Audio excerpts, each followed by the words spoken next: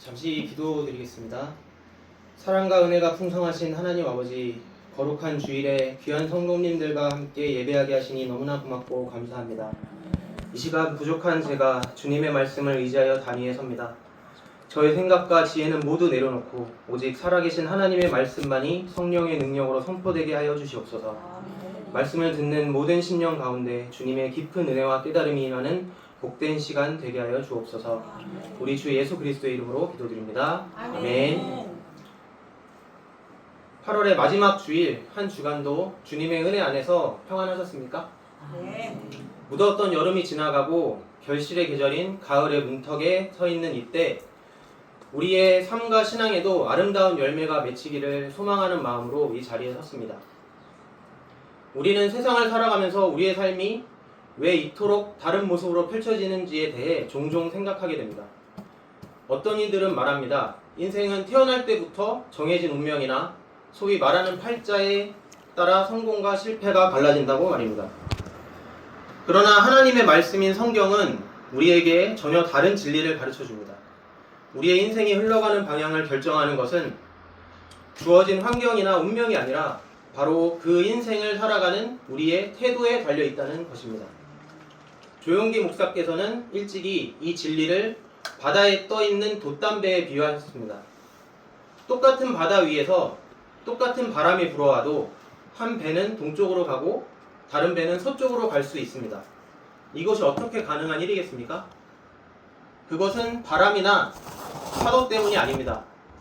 바로 높이 달린 돛이 어느 방향을 향해 펼쳐져 있느냐에 따라 배의 항로가 결정되기 때문입니다. 우리의 인생이라는 배도 마찬가지입니다. 우리 삶의 항해에서 이 돛과 같은 역할을 하는 것이 바로 우리의 마음, 즉 우리의 태도입니다. 그래서 잠언 4장 23절은 이렇게 말씀합니다. 모든 지킬 만한 것 중에 더욱 네 마음을 지키라. 생명의 근원이 이에서 남이니라. 생명의 근원이 우리 삶의 모든 결과가 바로 마음의 태도로서 시작된다는 것입니다. 우리가 어떤 마음의 태도를 가지고 인생의 바람을 맞이하느냐에 따라 우리의 삶은 축복의 항구로 나아갈 수도 아니면 실패와 좌절의 암초에 부딪힐 수도 있습니다. 그렇다면 우리는 어떤 태도의 돛을 펼쳐야겠습니까? 오늘 본문 말씀인 고린도전서 13장 13절은 우리에게 영원히 변치 않는 세 가지 위대한 가치를 제시합니다. 그런즉 믿음, 소망, 사랑, 이 세 가지는 항상 있을 것인데 그 중에 제일은 사랑이라. 이 말씀에 근거하여 우리의 인생을 가장 복되고 가장 가치 있게 만드는 세 가지 삶의 태도, 믿음과 소망과 사랑의 태도에 대해 함께 말씀을 상고하고 은혜를 나누고자 합니다. 아멘. 첫 번째 태도는 믿음입니다. 아멘. 우리가 견지해야 할 첫 번째 태도는 바로 믿음의 태도입니다. 히브리서 11장 1절은 믿음을 이렇게 정의합니다. 믿음은 바라는 것들의 실상이요 보이지 않는 것들의 증거이니. 이 말씀이 무슨 뜻입니까? 믿음이란 단순히 머리로 하나님은 살아계시지 라고 동의하는 지식이 아니라는 것입니다. 오히려 눈에 보이지 않는 하나님의 약속을 지금 내 눈앞에 보이는 현실보다 더 확실하게 붙드는 적극적인 삶의 자세, 그것이 바로 믿음입니다. 우리가 어떤 태도로 일상을 대하는지에 따라 삶의 의미가 어떻게 달라지는지를 보여주는 유명한 예화가 하나 있습니다. 이 이야기는 아주 오래전부터 여러 형태로 전해져 내려왔는데 그 유래는 17세기 영국 런던의 성 바오로 대성당을 재건했던 건축가 크리스토퍼 랭경의 일화로 거슬러 올라갑니다. 크리스토퍼 랭경이 거대한 성전 건축 현장에서 똑같이 벽돌을 쌓고 있는 3명의 기술자에게 다가가서 물었습니다. 당신은 지금 무엇을 하고 있습니까? 첫 번째 사람은 땀을 닦으며 짜증 섞인 목소리로 대답했습니다. 보면 모르시오? 그냥 벽돌을 쌓고 있어. 그의 태도는 의무감과 불만이었습니다. 두 번째 사람은 조금 더 현실적으로 대답했습니다. 나는 시간당 급여를 받으며 가족을 부양하고 있어. 그의 태도는 생계 유지라는 목적에 머물러 있었습니다. 마지막 세 번째 사람은 얼굴에 환한 미소를 띠고 자랑스럽게 대답했습니다. 나는 지금 세상에서 가장 아름다운 하나님의 성전을 짓고 있습니다. 그의 태도는 거룩한 비전과 긍지였습니다. 이 세 사람의 환경과 하는 일은 똑같았습니다. 하지만 그들의 마음의 태도는 전혀 달랐습니다. 그 결과 그들이 느끼는 행복과 보람, 그리고 그들의 삶의 열매는 완전히 달랐을 것입니다. 이처럼 믿음의 태도란 나의 고되고 반복되는 일상 속에서도 하나님의 위대한 계획과 섭리가 있음을 신뢰하는 것입니다. 이 믿음의 태도는 절망적인 상황 속에서 더욱 빛을 발합니다. 마가복음 5장에 나오는 회당장 야이로의 이야기를 우리는 잘 알고 있습니다. 그의 사랑하는 딸이 죽어가고 있었습니다. 그의 절박한 심정으로 예수님께 나아왔습니다. 그런데 집으로 가는 도중 어떤 소식이 들려왔습니다. 딸이 이미 죽었다는 청천벽력 같은 소식이 들려옵니다. 온 집안은 곡소리로 가득 찼고 모든 상황은 끝났다고 소리치고 있었습니다. 인간적인 눈으로 볼 때 더 이상 희망은 없었습니다. 바로 그 절망의 순간 예수님께서 야이로에게 말씀하십니다. 마가복음 5장 36절 하반절 말씀입니다. 두려워하지 말고 믿기만 하라. 야이로는 선택의 기로에 섰습니다. 눈에 보이는 죽음이라는 현실을 받아들이고 주저앉을 것인가? 아니면 눈에 보이지 않지만 생명의 주관자이신 예수님의 말씀을 붙들 것인가? 야이로는 믿음의 태도를 선택했습니다. 그 결과 달리다굼이라고 외치시는 주님의 음성 앞에서 죽었던 딸이 살아나는 놀라운 기적을 체험하게 됩니다. 주님은 기적을 행하시기 전에 울며 불며 부정적인 태도를 보이던 사람들을 모두 내쫓으셨습니다. 이는 우리의 마음도 마찬가지라는 것을 보여줍니다. 나는 안 돼. 할 수 없어. 이미 끝났어. 이런 불신과 부정적인 태도가 가득한 마음에는 주님께서 일하실 수가 없습니다. 먼저 이런 부정적인 태도를 몰아내고 오직 주님만을 신뢰하는 믿음의 태도를 가질 때 주님은 오늘 우리의 삶 가운데에서도 놀라운 역사를 이루어 주실 줄 믿습니다. 또한 이 믿음의 태도는 반드시 감사로 표현됩니다. 빌립보서 4장 6절은 이렇게 말씀합니다. 아무것도 염려하지 말고 다만 모든 일에 기도와 간구로 너희 구할 것을 감사함으로 하나님께 아뢰라.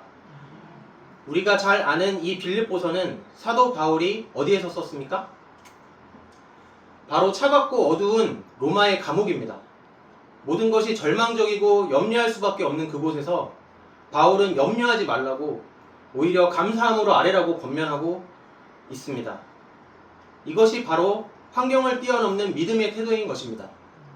믿음은 염려하는 대신 감사함으로 주님께 나아가는 태도입니다. 없는 것을 보며 불평하는 것이 아니라 이미 주신 것을 헤아리며 감사하는 태도를 선택하는 것입니다.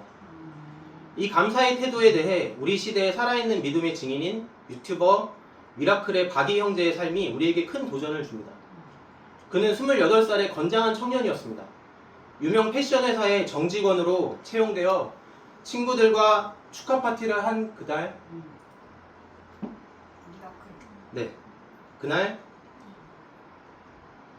불의의 낙상 사고로 목뼈가 부러져 전신마비 판정을 받았습니다. 의사는 그에게 평생 걸을 수도 손가락 하나 움직일 수도 없을 것이라고 말했습니다. 모든 것을 잃은 절망 속에 24시간 다른 사람의 돌봄을 받아야 하는 자신의 처지를 보며 그는 깊은 좌절에 빠졌습니다. 그러나 독실한 기독교인인 그는 절망의 자리에서 하나님을 만났습니다. 그는 자신의 고난이 하나님의 영광을 드러내기 위한 기회임을 깨닫고 태도를 바꾸기로 결심합니다. 왜 나에게 이런 일이 일어났을까? 라며 불평하는 대신 이 상황에서 내가 할 수 있는 것은 무엇인가를 생각하며 감사하기 시작했습니다. 그는 고통을 바라보는 관점을 바꾸면 충분히 감사를 느낄 수 있다라고 고백을 합니다. 그는 반드시 좋아질 것이라는 확신을 가지고 눈물겨운 재활에 매달렸고 의사의 예상을 뛰어넘는 기적적인 회복을 경험했습니다. 이제 그는 휠체어를 타고 운전을 하며 어제 기준으로 99.2만 명의 구독자를 보유한 우리 모두에게 기적을 이라는 이름의 유튜브 채널을 통해 절망 속에 있는 수많은 사람에게 희망과 용기를 전하고 있습니다. 박이 형제의 삶은 우리 모두에게 오늘 우리에게 묻습니다. 우리는 온전한 몸으로 살아가면서도 얼마나 자주 없는 것을 보며 원망하고 불평하며 살아갑니까? 오늘 이 시간 우리에게 주어진 것들을 헤아리며 감사를 선택하는 믿음의 태도를 회복하시기를 바랍니다. 이것이 우리 삶의 방향을 축복으로 이끄는 첫 번째 태도입니다. 두 번째 태도는 우리가 가져야 할 두 번째 태도는 소망의 태도입니다. 세상 사람들이 말하는 희망은 그저 잘 되었으면 좋겠다는 막연한 바람에 가깝습니다. 하지만 성경이 말하는 소망, 호프는 다릅니다. 성경적 소망은 하나님의 신실하신 약속에 근거한 확실한 기다림이며 하나님이 주시는 꿈과 비전을 품는 것입니다. 사도행전 2장 17절은 말세에 성령께서 임하시면 너희의 자녀들은 예언할 것이요 너희의 젊은이들은 환상을 보고 너희의 늙은이들은 꿈을 꾸리라 라고 약속합니다. 하나님은 우리에게 나이와 상관없이 우리의 환경과 상관없이 거룩한 꿈을 주시는 분이십니다. 이 꿈은 현실의 벽에 갇히지 않고 내일은 오늘보다 미래는 현재보다 더 나아질 것이라는 하나님의 약속을 바라보게 합니다. 그리고 우리가 그 꿈을 믿음으로 품을 때 그 꿈이 우리의 내일을 창조해 나가는 능력이 됩니다. 믿음의 조상 아브라함의 삶이 바로 이 소망의 태도를 증명합니다. 하나님께서는 75세의 아브라함에게 내가 내게 보여줄 땅으로 가라. 내가 너로 큰 민족을 이루고 라고 약속하셨습니다. 그의 현실은 어떠했습니까? 나이가 많았고 아내 사라는 아이를 낳을 수 없는 몸이었습니다. 모든 상황이 불가능을 외치고 있었습니다. 그러나 로마서 4장 18절은 아브라함에 대해 이렇게 증거합니다. 아브라함이 바랄 수 없는 중에 바라고 믿었으니 그는 자신의 늙은 몸과 아내의 죽은 태와 같은 현실을 보지 않고 하늘의 뭇별과 같이 많은 자손을 약속하신 하나님의 말씀을 바라보는 소망의 태도를 가졌습니다. 그 결과 그는 믿음의 조상이 되는 위대한 축복을 받았습니다. 사랑하는 성도 여러분, 우리의 모든 소망의 근거는 어디에 있습니까? 바로 갈보리 십자가에 있는 줄 믿습니다. 아멘. 우리는 십자가 밑으로 나아갈 때 어떠한 절망적인 상황 속에서도 새로운 꿈을 꿀 수 있습니다. 아멘. 죄로 얼룩진 인생이라도 십자가의 보혈로 깨끗하게 되어 의롭다 칭함받는 꿈을 꿀 수 있습니다. 연약함과 질병에 시달리는 자라도 채찍에 맞으심으로 우리를 고치시는 주님 안에서 강건하게 될 모습을 꿈꿀 수 있습니다. 아멘. 가난과 저주의 사슬에 묶인 자라도 우리를 위해 저주를 받으사 우리를 속량하신 주님을 통해 아브라함의 복에 참여하는 꿈을 꿀 수 있습니다. 아멘. 죽음의 두려움 앞에 있는 자라도 부활이요 생명이신 주님과 함께 새 하늘과 새 땅에서 영원히 살게 되는 영광을 꿈꿀 수 있습니다. 아멘. 이처럼 그리스도 안에 있는 자에게는 절망이 없습니다. 누구든지 그리스도 안에 있으면 새로운 피조물이라 아멘. 이전 것은 지나갔으니 보라 새 것이 되었도다. 이 말씀을 붙들고 현실의 문제만 바라보며 낙심하는 태도를 버리고 십자가를 통해 약속된 영광스러운 미래를 바라보는 소망의 태도를 취하시기를 바랍니다. 그 소망이 우리의 삶을 이끌어가는 능력이 될 것입니다. 마지막으로 믿음과 소망을 온전하게 하며 그 모든 것을 아우르는 가장 위대한 태도는 바로 사랑의 태도입니다. 오늘 본문은 믿음, 소망, 사랑 이 세 가지가 항상 있을 것이나 그 중에 제일은 사랑이라고 선포합니다. 왜 사랑이 제일입니까? 믿음은 하나님께로 가는 길이요 소망은 그 길을 걸어가는 힘이라면 사랑은 그 길의 목적지이자 완성인 하나님 자신의 성품이기 때문입니다. 요한일서 4장 8절은 하나님은 사랑이심이라 라고 분명히 말씀합니다. 아멘. 예수님께서는 모든 율법과 선지자의 강령을 두 가지로 요약하셨습니다. 네 마음을 다하고 목숨을 다하고 뜻을 다하여 주 너희 하나님을 사랑하라 하셨으니 이것이 크고 첫째 되는 계명이요 둘째도 그와 같으니 내 이웃을 내 자신같이 사랑하라. 아멘. 이 말씀은 우리가 취해야 할 사랑의 태도에 명확한 순서가 있음을 보여줍니다. 첫째는 하나님을 사랑하는 태도입니다. 세상의 것을 사랑하면 부패하지만 하나님을 사랑하는 사람은 날마다 새로워집니다. 아멘. 하나님의 사랑이 우리 마음에 부어질 때 온 세상이 달리 보입니다. 아멘. 몸이 건조했던 일상과 무의미해 보였던 관계들이 하나님의 솜씨로 지어진 신비하고 아름다운 작품으로 보이기 시작합니다. 참 아름다워라 주님의 세계는 이라는 찬송이 우리의 진실한 고백이 되는 것입니다. 찬송가 478장을 함께 부르시며 이 가사를 한번 음미해 보시겠습니다. 478장.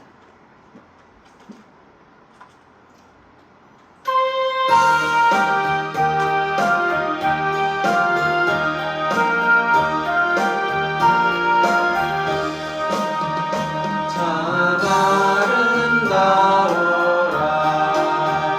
주님의 세계는 저 솔로몬의 옷보다 더 고운 백합화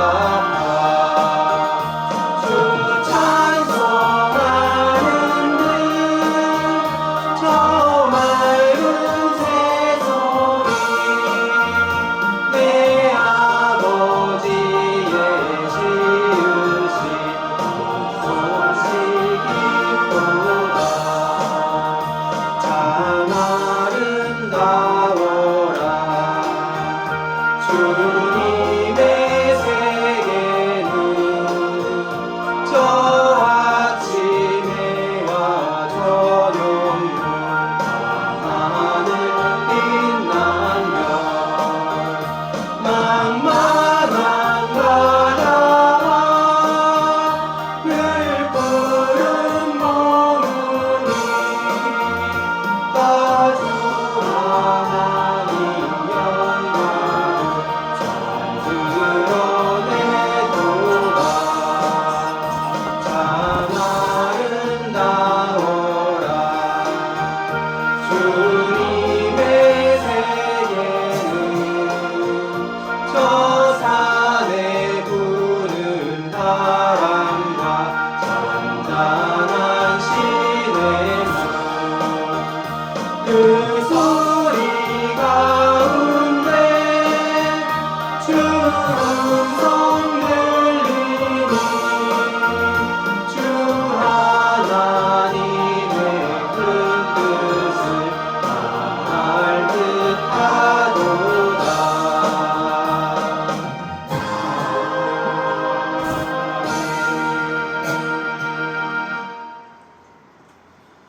둘째는 자기 자신을 사랑하는 태도입니다. 여기서 말하는 자기 사랑은 이기적인 사랑이 아닙니다. 하나님 안에서 자신의 참된 가치를 발견하고 존중하는 것입니다. 세상 사람들은 하나님을 떠나 자기 자신이 누구인지 알지 못해 방황합니다. 그러나 우리는 하나님 앞에 나아갈 때 비로소 우리가 누구인지를 깨닫게 됩니다. 우리는 죄인이지만 동시에 하나님의 형상대로 지음받고 예수님의 피값으로 사신받은 세상 무엇과도 바꿀 수 없는 존귀한 존재입니다. 이 정체성을 깨달을 때 우리는 비로소 건강한 자존감을 가지고 자신을 사랑할 수 있게 됩니다. 자신을 미워하고 학대하는 사람은 결코 행복할 수 없습니다. 셋째는 이웃을 사랑하는 태도입니다. 이 사랑은 하나님 사랑과 자기 사랑의 자연스러운 결과입니다. 내 안에 하나님이 사랑이 없고 나 자신을 존중하지 못하면 우리는 결코 이웃을 진정으로 사랑할 수 없습니다. 아멘. 그러나 하나님의 무조건적인 사랑으로 채워지고 그리스도 안에서 자신의 가치를 확인한 사람은 다른 사람을 헐뜯거나 비난할 필요가 없습니다. 아멘. 오히려 다른 사람을 살리고 세우고 축복하는 일에 최선을 다하게 됩니다. 내 안에 있는 상처와 결핍으로 이웃을 대하는 것이 아니라 내 안에 넘치는 그리스도의 사랑으로 이웃을 섬기게 되는 것입니다. 이것이 산울림과 같이 우리 자신과 가정 그리고 우리 미래순복음교회 공동체 전체를 행복하게 만드는 원리가 된다고 믿습니다. 아멘. 말씀을 맺겠습니다. 사랑하는 성도 여러분, 우리의 삶을 결정하는 것은 운명이나 팔자가 아닙니다. 콩을 심으면 콩이 나고 팥을 심으면 팥이 나는 것처럼 아멘.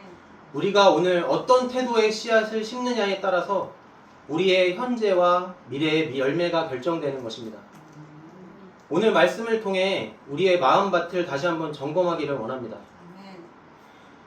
혹시 내 마음의 돛이 불신과 원망, 절망과 미움의 방향으로 펼쳐져 있지는 않습니까?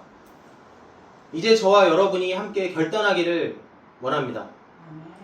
절망적인 상황 속에서도 믿음의 태도를 취하며 모든 것을 협력하여 선을 이루시는 하나님을 신뢰하시기 바랍니다. 아멘.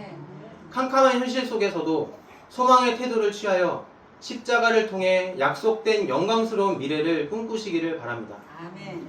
그리고 이 모든 것 위에 사랑의 태도를 취하여 하나님을 사랑하고 그 안에서 나 자신을 사랑하며 이웃을 내 몸같이 사랑하는 우리 모두가 되기를 바랍니다. 아멘.